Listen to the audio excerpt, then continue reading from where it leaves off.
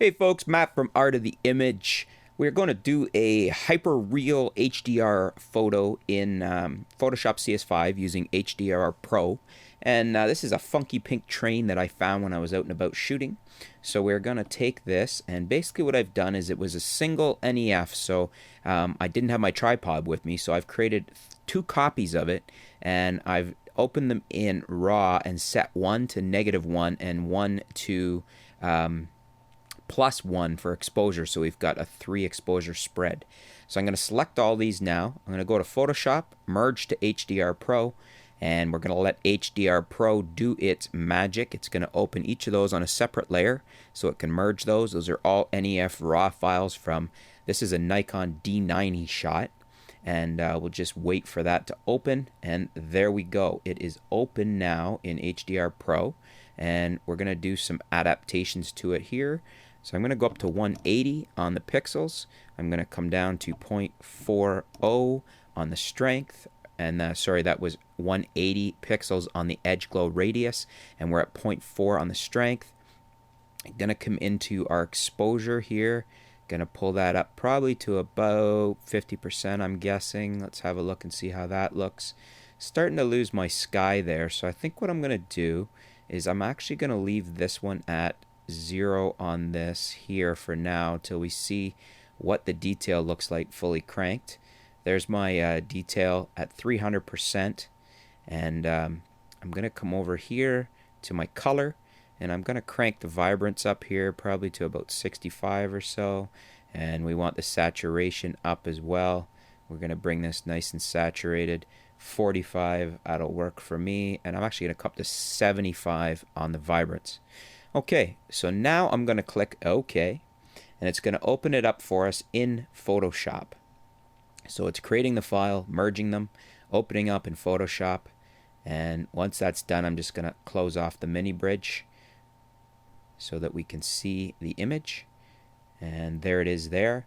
I'm going to click File, Save As, and I'm actually going to save this as a PSD for maximum editing ability because I'm going to do some work to this.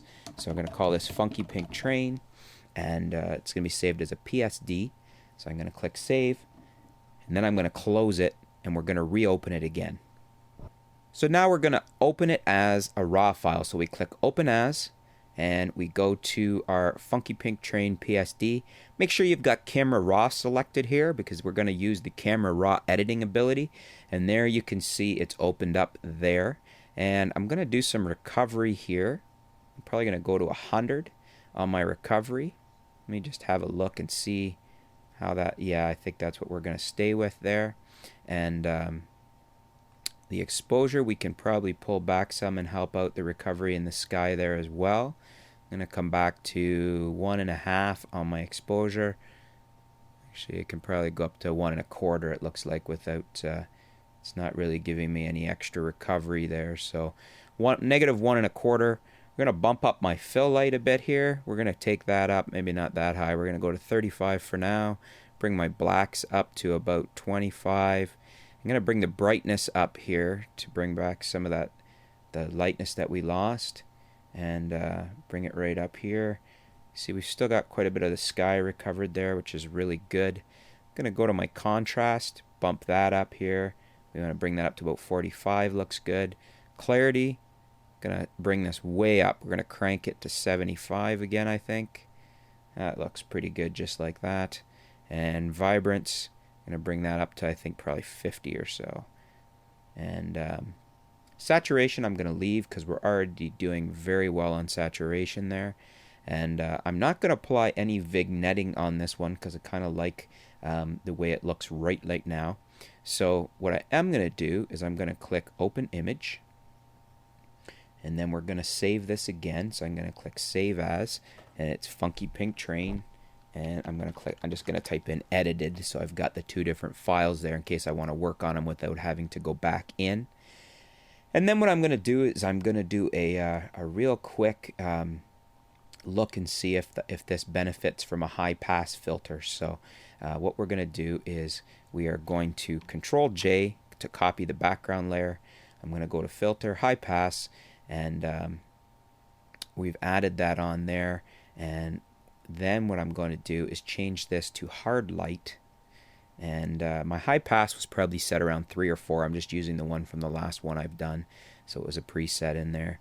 And I'm just going to back off on the opacity here of that layer. That's how you can make it so it's not overly sharpened here. And it looks like maybe 25% is going to work for this one here. Maybe even 20. I don't like them overly sharpened. So let's have a look. There it is sharpened, and there it is not. And it looks pretty good. And we'll save it as sharpened there. So now I'm just going to hit Save As, and I'm going to put high pass after the edited. So I've got my 3 files there, so I can work on them further if I wanted to.